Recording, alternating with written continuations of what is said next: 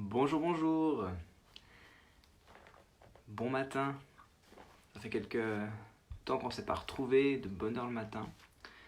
J'avais pris un rythme un petit peu vacances la semaine dernière et là, voilà que je me lève à nouveau de bonne heure avec vous pour vivre ce petit moment et puis prendre ce café avec vous. Donc ça me fait super plaisir d'être là. J'espère que vous avez passé une bonne période, une bonne Pâques, une bonne période de Pâques, de bonnes vacances. Bon matin Fabienne, bonjour Rachel, c'est vraiment cool de vous retrouver et j'espère que vous et vos familles allez bien.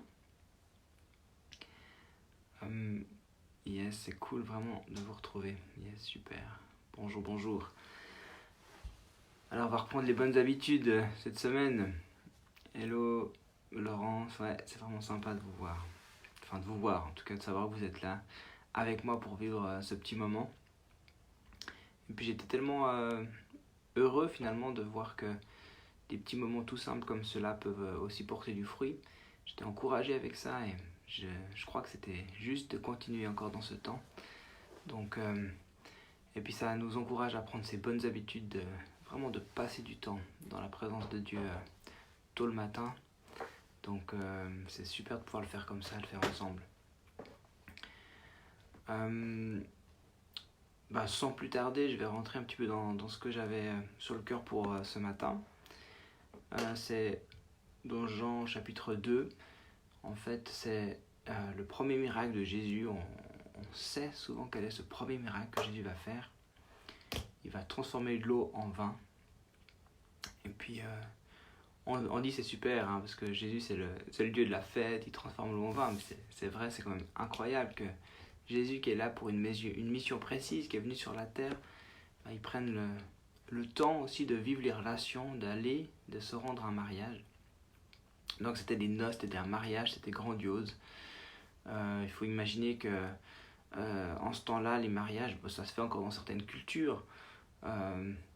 Les mariages duraient longtemps, c'était plusieurs jours, c'était vraiment grand, beaucoup, on peut dire un peu tout le monde, le village était invité. Ça prenait des proportions bien plus grandes que ce que nous avons l'habitude. Je trouve ça assez génial, hein.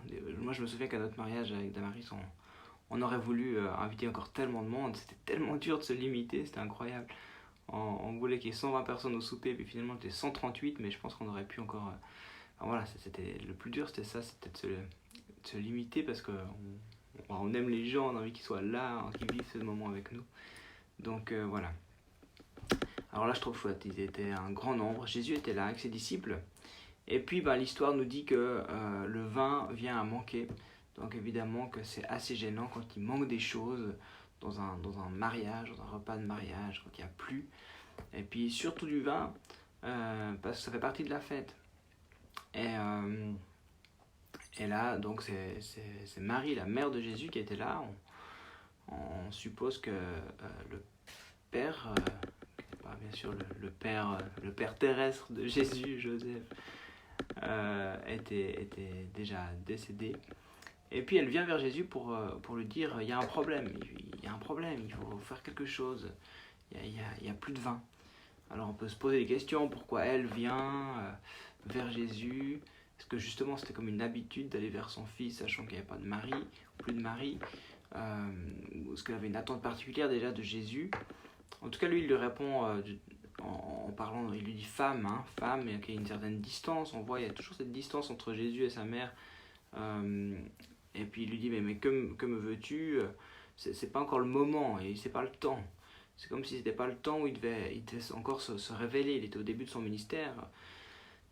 C'est comme si c'était pas le moment de commencer à être entre guillemets connu, reconnu pour qui il est. Mais il va quand même faire quelque chose. Et puis donc il va faire remplir ces jarres, des jarres de pierre, d'eau. Puis ensuite, il va dire aux serviteurs, prenez, allez servir. Et puis ce sera de l'excellent vin, parce que le maître de cérémonie, l'organisateur du repas, va goûter, puis va dire, ah mais c'est incroyable, vous avez gardé le meilleur pour la fin. Vous avez gardé le bon vin pour la fin. alors que habituellement on donne le moins bon vin à la fin, sachant que les invités font plus trop la différence parce qu'ils ont déjà un peu bu. Mais non, allez garder le meilleur pour la fin. Et puis, bon voilà, on connaît cette histoire, mais comme je disais hier dans ma vidéo, je disais, ben voilà, je relis tout le Nouveau Testament, et puis c'est génial parce qu'on on revoit des choses différentes, selon aussi les différents points de vue des quatre évangélistes. Et puis, des fois on se dit, ben voilà, Seigneur, parle-moi, montre-moi. C'est ça la parole, hein. C'est laisse-moi, dis-moi qu'est-ce que tu veux me dire. Et au travers de ce texte, le Seigneur me disait, mais ce que je touche, ce que je transforme, je le fais parfaitement. Je le fais mieux que bien. Il n'a pas juste donné du bon vin, c'était de l'excellent vin. C'était très bon, c'était meilleur que ce qu'il y avait. Et cette semaine, j'aimerais vraiment qu'on puisse parler de transformation en fait. Ce sera un petit peu le fil rouge de la semaine, ce sera transformer. Parce que ce que Jésus touche, ce que Jésus transforme, il en fait quelque chose d'extraordinaire. Et notre défi à nous, c'est de nous laisser toucher par Jésus, c'est de nous laisser transformer. C'est ça notre défi. Alors on va regarder dans cette semaine un petit peu tout ce que le Saint-Esprit aimerait toucher encore en nous. Puis je vais être aussi très, très vrai, très honnête pour dire, ben voilà, qu'est-ce que lui touche aujourd'hui chez moi ou qu'est-ce qu'il a touché hier. Et puis qu'est-ce qui fait que... ouais, puis là où ça mène. Mais c'est tellement bon de pouvoir s'appuyer là-dessus, de savoir mais ce que Dieu fait lorsqu'il touche quelqu'un, quelque chose, c'est pour en faire quelque chose de très très bon. Alors c'est vraiment mon désir cette semaine, qu'on puisse se laisser toucher, transformer. Et je prie déjà en ce début de semaine que vous puissiez accepter cela, dire oui Seigneur, cette semaine c'est une semaine de transformation, je vais me laisser toucher. Ce sera peut-être juste un point dans votre vie cette semaine, mais je crois que le Saint-Esprit va transformer. Et il part de... J'aime bien aussi dans ce miracle, c'est qu'il part avec de l'eau. Hein, il n'a pas pris déjà du vin. Et c'est comme si, on le voit aussi plusieurs fois dans la parole, il prend quelque chose qui est un peu standard, qui est ordinaire, de l'eau. Tout le monde, non c'est pas vrai, tout le monde n'a pas d'eau, mais disons que c'est quelque chose qui n'est pas transformé déjà. C'est quelque chose de naturel, c'est quelque chose de... on peut boire de l'eau sans qu'elle soit transformée, on peut trouver de l'eau dans la terre,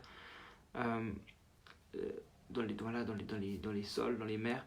Donc c'est quelque chose qui était là, et puis que lui, il en fait quelque chose. Et il part de quelque chose d'ordinaire pour en faire de l'extraordinaire. Et ça me parle aussi beaucoup. Donc voilà, on va regarder un petit peu plusieurs événements où Jésus voilà, les touches de Jésus qui transforment. Et on commence cet évangile et l'histoire avec ce premier miracle des noces de Cana. Et puis on sait aussi que l'histoire se terminera par des noces. Jésus va revenir et puis il y aura des noces, il y aura un grand festin. Et c'est plus Jésus qui sera invité, ce sera Jésus qui sera l'hôte d'honneur, qui sera le marié, l'époux. Et ceux qui seront invités, c'est nous qui sommes transformés. Ce sera ceux qui se seront laissés toucher, laissés transformer par Jésus. Donc la transformation, elle est essentielle. Alors voilà, je me réjouis de voir encore avec vous qu'est-ce que le Saint-Esprit veut faire dans cette semaine, et puis qu'on puisse vraiment se laisser toucher par lui. Ok, Amen. Alors, donc cette semaine, il n'y aura pas de louange avant.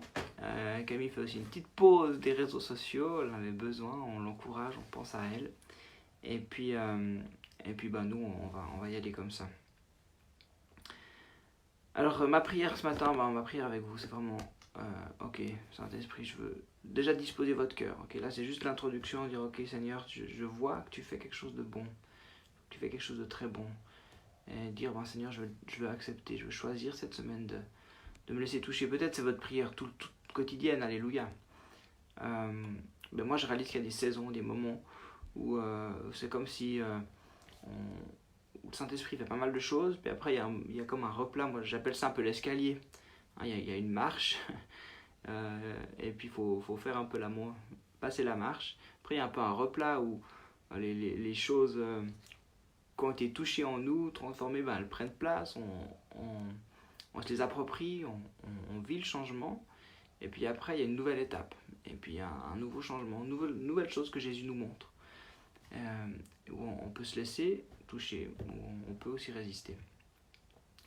Mais il y a une progression, puis il y a une montée, c'est un escalier, on va plus loin avec Jésus.